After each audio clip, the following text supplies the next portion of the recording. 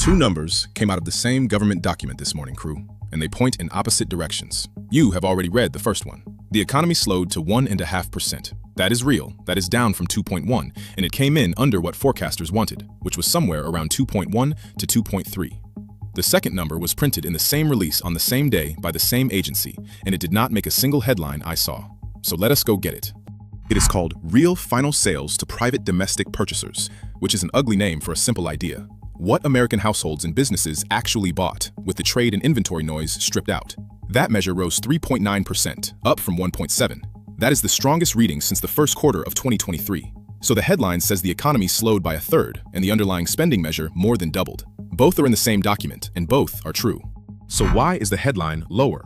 Two mechanical reasons, and neither is about Americans buying less. First, imports surged 11.5%. Imports get subtracted in the GDP calculation, and I want to be precise about why, because this is where people go wrong.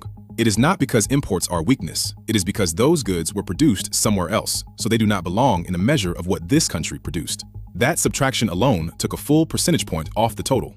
Second, businesses ran down their inventories by $50.8 billion, the fifth straight quarterly decline, and that cost another 0.7 of a point. Now here is the one I actually want to protect you from, because it is a reporting error sitting in this release waiting to happen. Federal non-defense spending fell 12.8%. That sounds like savage austerity. It is not austerity at all. The Bureau of Economic Analysis explains it in its own release. The pattern of non-defense spending primarily reflected sales of crude oil from the Strategic Petroleum Reserve, based on data from the Department of Energy.